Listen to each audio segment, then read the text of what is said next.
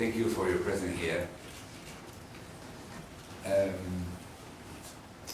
It's clear that since the Rome Statute was adopted, Bonjour, je vous remercie d'être présent parmi nous. Il est évident que depuis l'adoption du statut de Rome, le monde est un monde qui est un peu moins primitif. Et hier a été la preuve de la mise en œuvre de cette nouvelle loi. La Cour pénale internationale a mené des enquêtes concernant les souffrances infligées aux membres de l'humanité les plus faibles, c'est-à-dire les enfants en zone de guerre. La Cour a poursuivi le premier suspect et l'a condamné. Et cela est une victoire pour l'humanité. Et maintenant, le monde doit consolider cette évolution. Notre bureau a joué son rôle. Nous avons l'intention de contacter tous nos témoins afin de leur expliquer les détails de cette condamnation. Il faut qu'ils comprennent que, il faut comprendre que comme Thomas Lubanga, la plupart de nos témoins font partie de la communauté Emma.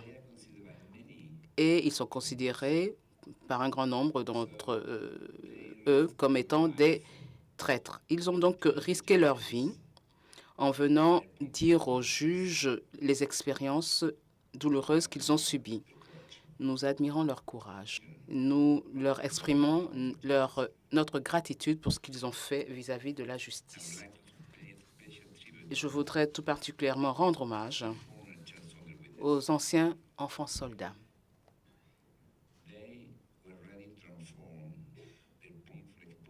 Ils étaient disposés à transformer leurs expériences douloureuses en éléments de preuve. Nous savons comment ils ont souffert chaque nuit pour vraiment surmonter le passé, pour aller de l'avant et d'oublier ces horreurs qu'ils ont subies. Sur ce sujet, les juges ont décidé que le 18 avril, les parties devront présenter chacune leurs observations générales en matière de réparation. Aussi, le monde saura plus informé des souffrances qu'ont endurées les enfants d'Ituri. Le même jour, le 18 avril, le procureur va présenter sa requête aux fins de sanctions. Et la question ici qui se pose est de savoir quelle est la peine que doit encourir quelqu'un qui, à travers ses actes, a affecté à jamais la vie de tant d'enfants. Combien d'années il faudrait? Si on devait demander qu'on applique 1 année par enfant, on risque de se retrouver bien au-delà de la peine maximum de 30 ans établie par le statut. Comme nous l'avons indiqué lors de notre déclaration liminaire, nous allons demander une peine qui se rapproche de la peine maximum. Permettez-moi également de préciser certains aspects de la décision du jugement. La Chambre à la majorité, c'est-à-dire a estimé que la nature sexiste du crime pourrait être prise en compte dans le prononcé de la peine. Et le procureur adjoint qui est chargé de cet aspect de la politique va donc vous expliquer un peu cette décision de la juge. Mais il est important de savoir que ce point a été inclus dans le jugement et fera l'objet de discussion. Étape suivante pour nous. Après avoir passé en revue tous les éléments de preuve, nous avons constaté que nous avons suffisamment d'éléments de preuve pour présenter un acte d'accusation contre Bosco Ntaganda pour meurtre et viol. Nous allons le faire. Comme vous le savez, à l'époque, il était le numéro 3 de la milice de Thomas Lubanga. Et en 2006, un mandat d'arrêt de la Cour pénale internationale avait été émis contre lui pour le même chefs d'accusation, d'enrôlement et de conscription d'enfants soldats. Nous allons donc ajouter le meurtre et les viols. Mais en ce qui concerne Ntaganda, il jouit de toute impunité et jusqu'à présent, il est libre. Et dans l'intervalle, il est devenu le chef de la milice la plus dangereuse dans les Kivu. Et actuellement, c'est un général au sein de l'armée de la RDC. Le bureau du procureur a l'intention de se rendre à Kinshasa pour rencontrer le président Kabila. Nous allons faire deux choses. Tout d'abord, nous allons remercier le président Kabila pour son engagement et son soutien dans l'affaire Thomas Lubanga. Nous allons également demander l'arrestation immédiate de M. Bosco Ntaganda, qui ne devrait pas être général au sein de l'armée de la RDC. Il est grand temps de l'arrêter. Quelle est l'étape suivante? Ce que nous croyons, il y a en fait un point que je voudrais éclaircir. Cette Cour va déterminer la responsabilité individuelle de chaque auteur, mais l'impact de la Cour dépendra d'autres acteurs. Comment les États membres de la Cour vont réagir à ce jugement? Je crois qu'il faudrait ajouter une nouvelle dimension au travail du statut de Rome. Pas simplement les ministres de la Justice, les ministres des Affaires étrangères, il faudrait également impliquer les ministres de l'Éducation et les enseignants. Il faudrait qu'ils puissent analyser et voir comment on peut enseigner au sein de nos écoles, quels sont les problèmes qui se posent en ce qui concerne les enfants soldats. Pour pouvoir faire cela, j'ai profité d'une rencontre que j'ai eue avec Sheikha Moussa à Qatar, où je me suis rendue il y a 2 semaines. C'est l'envoyé spécial de l'UNESCO pour l'enseignement supérieur et de base. Elle a déclaré très clairement que le monde ne peut pas continuer à ignorer l'impact que les conflits armés et les crimes internationaux ont sur les droits à l'éducation des enfants. Le personnel de l'organisation Qatar-Based Educational Above All, c'est une organisation que Sheikha Moussa préside, a analysé les informations qui ont été recueillies par le procureur. Donc, c'est ce que nous allons faire. L'information que nous avons recueillie sera communiquée à d'autres personnes, telles que des organisations telles que celle de Sheikha Moussa. Nous allons donc leur fournir cette information et c'est ce que nous avons fait. Nous leur avons communiqué non seulement les éléments de preuve, mais toutes les informations que nous avons, comment ces guerres affectent les enfants.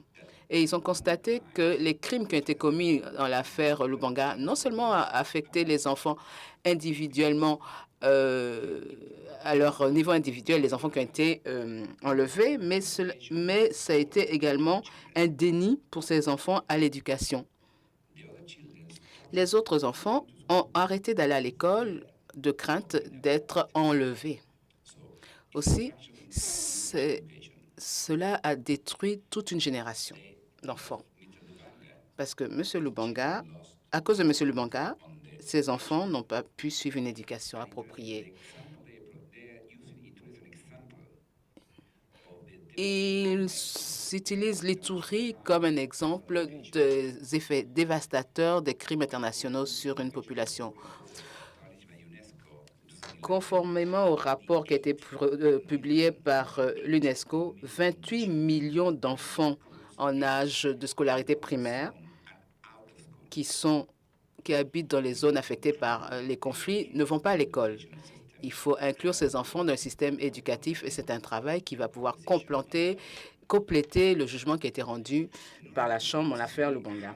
Pour pouvoir voir comment impliquer les autres acteurs, nous avons eu des discussions avec le maire de La Haye pour voir dans quelle mesure on peut intégrer une composante éducative dans les efforts de la ville qui veut être le centre de la paix et de la justice. Nous pensons qu'il est important d'inviter les ministres de l'Éducation au sein des États membres qui sont au nombre de 120. Comment alors inclure dans le programme des écoles la question d'enfants soldats? Je veux que mes enfants soient au courant de ce qui se passe en ce qui concerne les enfants soldats à l'école. Comment ils vont apprendre ce que fait la Cour pénale internationale et quels sont les outils dont ont besoin les enfants pour pouvoir gérer la violence. Et cette question devrait être débattue par les ministres de l'Éducation des États partis. Et puis, quand on parle d'impunité concernant les crimes, cela ne suffit pas. Il faudrait pouvoir intégrer ce concept dans les politiques générales. Et je pense que c'est là le défi prochain que nous devrons relever. Que devons-nous faire pour pouvoir prévenir ces crimes? Madame Bensouda va vous donner plus de détails concernant la question, notamment en ce qui concerne l'aspect sexiste des crimes. Training boys to rape as well as Utiliser les enfants et utiliser les filles qui sont utilisées comme des esclaves sexuels constitue une généralité que connaissent les enfants soldats. Le juge Fulford, le juge Blackman ont estimé que cette question pouvait être discutée lors de la phase du prononcé de la peine. Le juge Odio Benito a présenté une décision dissidente par rapport à ce jugement et s'est mis d'accord avec était d'accord avec le bureau du procureur en disant que cette composante sexiste était inclue dans le recrutement d'enfants soldats. Le juge Odio Benito a estimé que l'invisibilité des violences sociales, tout cela a mené à une discrimination contre les victimes de ce recrutement. Les violences sexuelles constituent un des crimes principaux qui sont commis contre les filles et leur recrutement illégal est souvent vise justement à satisfaire ce besoin, quand bien même souvent ces enfants participent de manière indirecte aux hostilités. Et le bureau du procureur va continuer à établir un lien avec les Nations unies pour qu'on puisse mettre un terme à cette pratique d'enlèvement d'enfants, notamment de filles qui sont utilisées comme des esclaves sexuels. Le monde devrait donc prévenir la commission de tels crimes. Je vous remercie. Thomas Serfos, agence de presse de la Haye. Monsieur le procureur, vous avez parlé d'une discussion avec le maire de la Haye à propos d'une conférence qu'on a eue sur les enfants soldats. Est-ce que vous allez tenir une telle conférence et quand? We have preliminary discussions. Le procureur, nous avons eu des discussions préliminaires. Nous allons entrer dans les détails. Peut-être que le maire va vous informer en temps opportun, mais je ne peux pas vous donner des détails maintenant, mais simplement, je vous dis que nous sommes en train de travailler là-dessus et une fois que les choses seront prêtes, le maire va convoquer une conférence de presse pour vous informer de la situation. Mais cette ville étant la capitale mondiale de la paix et de la justice, alors il a été décidé que dans les programmes d'éducation, cette composante devrait être inclue pour informer nos enfants. Mike Corum, presse associée. Monsieur le procureur, lors du prononcé du jugement, la Chambre a critiqué votre utilisation d'intermédiaires. Est-ce que vous pouvez faire des observations là-dessus? Et combien d'enquêtes avez-vous en cours à travers lesquelles vous avez utilisé ces intermédiaires? This is a very important issue. I will credit to the defense for that. C'est une question importante. Vous savez que dans un procès, il y a la défense. Il faut inclure la défense. Et la défense a pris un intermédiaire pour lequel on avait dit que nous avions un problème. La défense a été en mesure de l'utiliser pour élargir ses recherches et pour définir un grand nombre de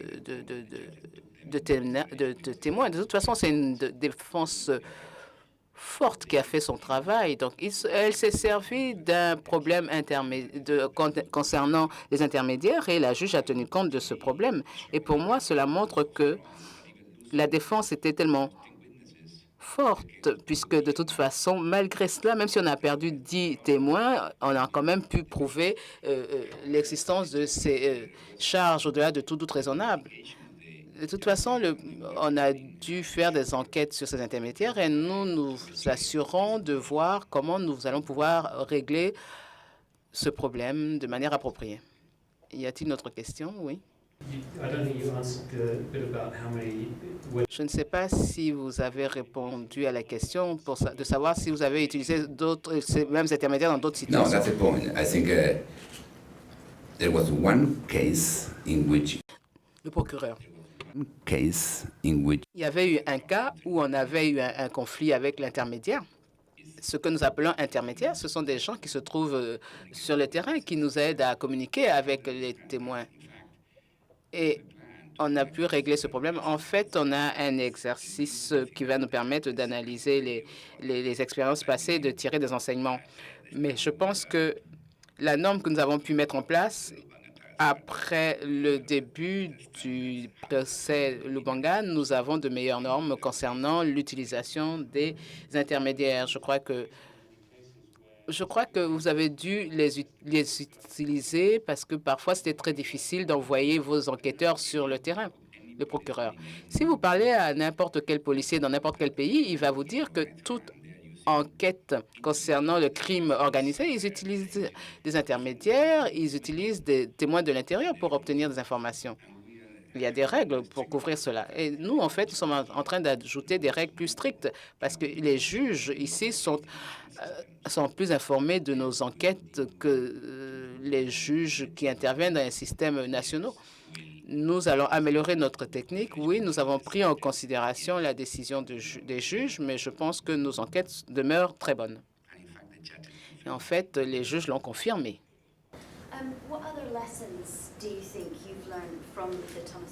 Quels sont les autres enseignements que vous avez pu tirer de l'affaire Lubanga? Each day we learn something in this place. Le procureur, chaque jour, on apprend des choses, on en apprend des choses, de nombreuses leçons. Mais une leçon pour moi, et qui est intéressante, c'est quelle difficulté le monde a à rester uni. Nous avons discuté de nombreuses choses. Nous sommes des juristes, et vous savez que les juristes discutent de beaucoup de choses. Et pour nous, la chose qui est intéressante, c'est le fait que le jugement de la Chambre met un terme à un grand nombre de sujets futiles. Le jugement est une condamnation de Lubanga. Et pour l'instant, le monde est uni pour pouvoir prévenir la commission de ce type de crime. Et c'est très difficile d'avoir un monde uni. À Nuremberg, Hitler a réuni le monde. Et à l'époque, les crimes étaient si énormes et ils étaient commis à travers le monde et le monde était uni. En l'affaire Lubanga, la chose est différente. Lubanga a commis des crimes en Ituri et tout le monde s'en fout de l'Ituri. Et donc, c'était plus difficile d'unir le monde sur l'affaire Lubanga. Et l'enseignement qu'on en tire, c'est bien, mais au moins hier, on a pu constater que le monde a été uni. Ils ont compris que c'était quelque chose à faire. On ne peut pas attendre l'avènement d'un autre Hitler. On ne peut pas attendre. Les gens disent que oui, Lubanga, c'est un petit poisson. Oui, deux observations. C'est peut-être un petit poisson pour vous si vous vivez à La Haye ou à Londres. Mais si vous viviez en Ituri en l'an 2000, c'était Dieu. Deuxième point. C'est vrai que ce sont des petits poissons parce qu'ils sont en prison à La Haye. Mais quand ils étaient au pouvoir, c'était des personnalités. Mais pour moi, la leçon que je tire, c'est ça. Il n'y a pas de petits poissons. Ce sont tous des individus. Chaque personne qui se sert de son pouvoir pour commettre des crimes devrait être appréhendée. Qu'on parle de Lubanga, qu'on parle de Hitler ou qu'on parle de Kadhafi. Quand ils ont perdu, ils ont l'air d'être de petits poissons. Mais quand ils sont au pouvoir, ce sont des rois. Alors il faudrait appliquer les lois. Personne ne devrait commettre des atrocités pour rester au pouvoir. Et c'est ce que nous avons essayé d'établir ici. Comment arriver à avoir un monde plus uni? Comment arriver à amener les pays à signer le statut de Rome? That's my point. My point is I cannot do that. I need journalists. Le procureur, je ne peux pas le faire tout seul.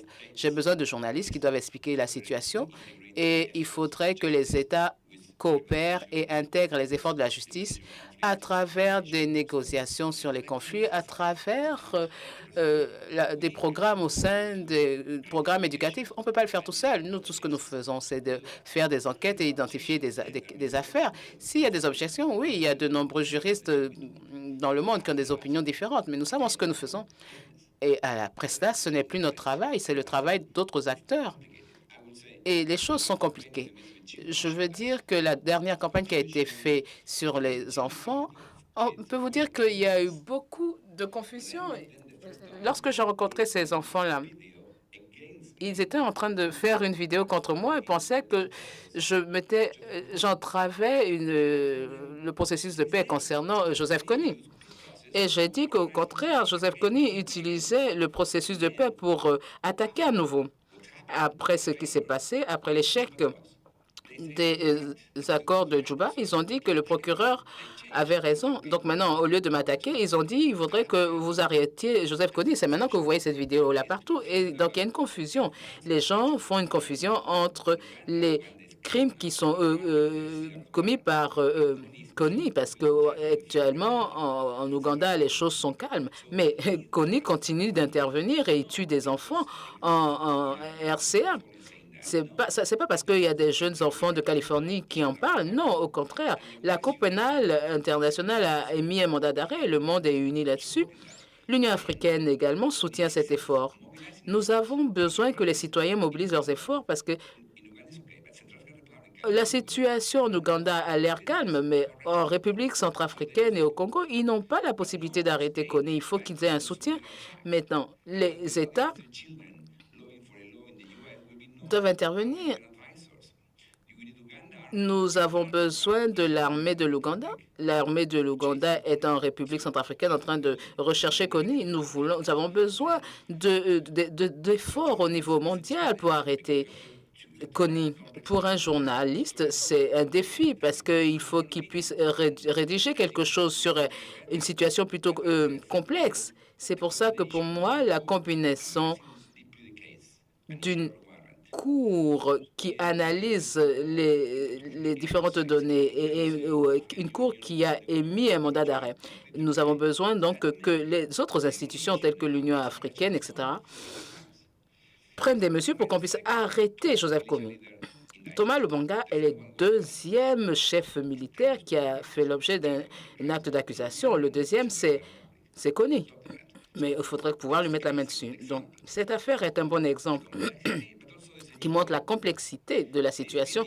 Mais nous avons affaire également à un nouveau monde. Cette vidéo, c'est une vidéo simple. Les informations sont un peu simplistes, mais des centaines de millions d'enfants dans le monde soutiennent cette vidéo. Dès l'instant que les jeunes enfants comprennent qu'il est important de s'unir contre les atrocités massives, c'est important. C'est l'avènement d'un nouveau monde. Je suis heureux de constater que la Cour puisse servir ce nouveau monde en précisant très clairement qu'il n'y a plus d'impunité face aux crimes massifs qui sont commis.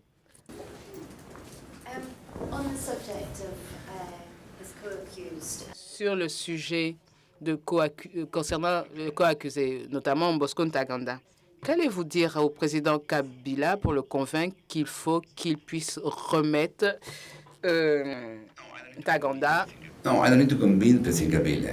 aux mains de la CPI? Je n'ai pas besoin de convaincre M. Kabila. Il sait qu'il y a un grand nombre de traités. Dans le passé, M. Kabila a aidé énormément la Cour. Il a arrêté certains des suspects. Et encore une fois, le Congo vit une situation plutôt complexe. Le Congo a subi deux guerres importantes, la guerre du Congo et la zone du Congo est toujours une zone conflictuelle, donc il y a beaucoup d'aspects complexes.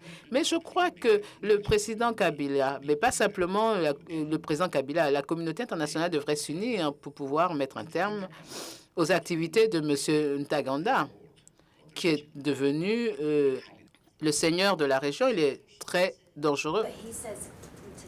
Vous avez dit qu'il est important de maintenir la paix dans la région. No, he never told me something like that. I met President Kabila. Il ne m'a jamais dit ça. J'ai rencontré le président Kabila à plusieurs reprises. Il ne m'a jamais tenu de tels propos. C'est ça le problème. Voyez-vous, quand on parle de complicité. Qui peut croire ceci? Bosco Ntaganda, qui était impliqué dans les crimes qui ont été commis en Ituri, et qui est le chef de la milice qui a commis les viols dans la zone du Kivu dans les années...